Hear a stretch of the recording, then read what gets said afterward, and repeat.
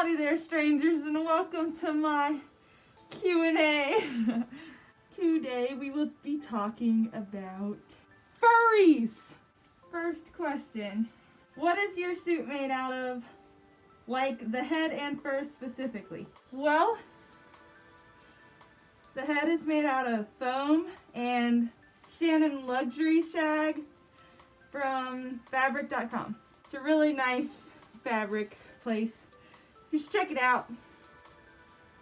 Second question. How did you come up with your persona and what connects you with them? Opalite is more than just a purple fennec fox. She was made based around my... I hear a huge burp and I'm like, oh, the door's open. Okay, so this is a long answer. I came up with my persona by using my birthstone. I found this really cool hairstyle on Google and it was holographic hair. I'll put a picture. And they called it opal hair. And I really liked it, so I wanted a persona with fur like that. But yeah, I came up with my persona from my birthstone, and I don't know if you've ever seen an opal, but it like reflects light and has these little glimmering sparkles, like rainbow sparkles throughout it, and it's really pretty. What connects me with Opalite would probably be my childhood. She's a fennec, so she's naturally really jumpy. She also connects me with my deceased grandma a lot. She has a lot to do with my creativity and also helped me with this dream when I was around 13. She told me to try it, to go for it. And then years later, my grandma on my dad's side helps me make a fursuit. And that's kind of where I am today. Alright, question number 3. What made you decide to choose holographic and lavender all over colors? Like I just said, it's kind of more of from like opals. And, you know, holographic is actually really pretty. Holographic is when something can bounce light off of it and produce a rainbow reflection like this. It's silver, but when light hits it, it's really, really, really rainbowy. If I turn it away from light, see, it's just silver. But then, whoosh, hella rainbows. Okay, next question. Where do you get your fur from, and how did you get into fursuit making? Well, the fur, again, is from fabric.com. I love me some fabric.com, okay? And how did I get into fursuit making? Well, Jessie Frost is the one who inspired me to make fursuits with her video with Fjord Frost. They told everybody how easy it was to make a fursuit yourself and really encouraged me, so that's where I started. Let's see here. I just drew lots of anthro animals and became a furry and then saw the suits.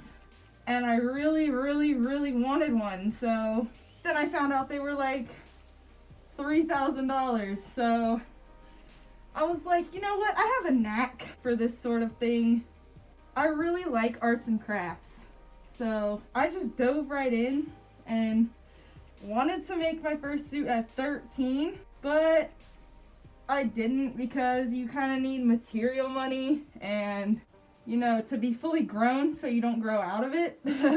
But yeah, it'll cost about $600 in materials to start out, so where was I gonna get that kind of money at 13? But yeah, so here I am, a couple years later at 19 years old, making fursuits. Can I have a hug, LOL? No, this is not the place for a hug. You need to hug me at a con, not in a Q&A. Oh, jeez. What stereotypes about furries do you dislike the most? And what do you like most about the fandom? Ah, Jesus Christ. I hate so many stereotypes about furries. I can't even talk about fursuit making without somebody being like, is that a sex thing? And it's really annoying. Because it's like, these things are fucking hot, okay? I'm sweating my ass off right now. If they think that people can easily just do that, you need zippers and everything. No, it's hard. I hate that the stereotype is that it's all about sex. Yes, there's pornographic artwork, but some furries are adults and we like adult things, so, you know. I also hate the stereotype that we fuck animals. Okay, if we're purple giant mascots, we don't like the animals that are literally animals. Like, we're anthropomorphized. We're not zoophiles, okay? What do I like most about the fandom? I would have to say the suits. I really enjoy fursuits. I'm very passionate about them. And seeing a maker go from their beginner status to where they make it is just really uplifting. Do you like food? Yes. Yes, I do like food. Very much so. How long have you been a furry? 2012. I was 12. Have you been at any cons? Sadly, no. I really, really want to go to a con. I'm trying to make MFF or Anthrocon, but I don't drive yet, so it's kind of hard to get to a con with no transportation. Do you play any instruments? No. No, I do not. I used to play the recorder in music class, but I think everybody did, so I don't think that counts. Do you like Five Finger Death Punch? I do not know who that is. I think my fiance Bayo might. Do you like Nirvana? I know that's a hella stoner band, and I'm a hella stoner, but I don't really listen to them. But I have heard some of their songs though. What's your favorite animal besides fennec fox? Wolves. Definitely wolves or cats. House cats though. I don't really like big cats. I like the small, snuggly ones. Do you like the Fallout franchise? I don't really play anything but, you know, Skyrim. Have you ever collabed with other furries? If so, who? Well, what kind of collab? Because I've never done a video collab. I've done plenty of art collabs. Let's see here. I don't even know their names, but I could name one, Mr. Suicide on Furry Amino. Got featured when I collabed with him, so that's just the one I remember off the top of my head. Who's your favorite fursuit? Easy choice. Rupin or Rady Wolf. Their suit is so cute. Oh my god. If I could get a suit from K-Line, I would die. They are like a huge inspiration for why I started making suits. Do you understand mersuiting, and what's your opinion on it? Yes, I know what mersuiting is. Any furry with a fursuit knows what mersuiting is. Like, I do know what it is. My opinion on it is, as long as it's not worn in public, you know, having kids hug all over your messy, furry, ugh. Personally, I would never make a mersuit, but I don't shame makers who do, because it's money, you know, they're making it. What's your opinion on the Kira the Wolf situation? Oh, jeez. Oh, jeez. I don't think he particularly did something to an animal, but it has been proven that he was a part of that channel. So, through many interviews of him and other people that I've watched, it's true that he was in that chat, but he didn't actually make any of those videos that people were claiming he made, because it's been proven. He doesn't have a tattoo on his nipple like the guy in the video, so-and-so. All that stuff. So, yeah, my opinion is he's guilty, but not as guilty as people are making him seem. Do you understand why I am asking this question?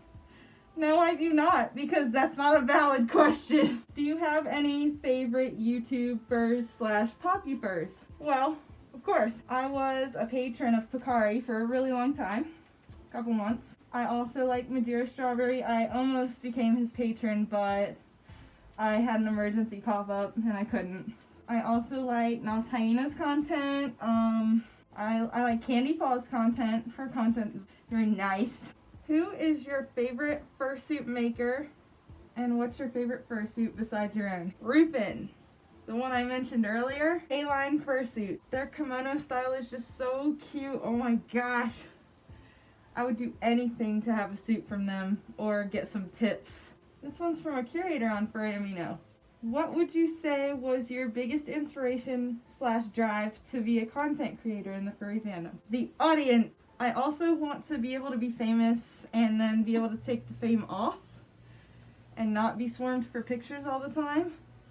Like, I'd be fine with that at cons, but all the time I couldn't handle the celebrity life. I just couldn't. So I just love sharing stuff with the world, like my fursuits, my vlogs, my, you know, art, and all that. So I continue to strive to be some kind of entertainment. This Q&A was hosted on an app called Furry Amino. I love it. Don't know if it'll focus. But yeah, I use that over Fur Affinity and everything, so go check it out. Well, that concludes this Q&A. I'll see you next time.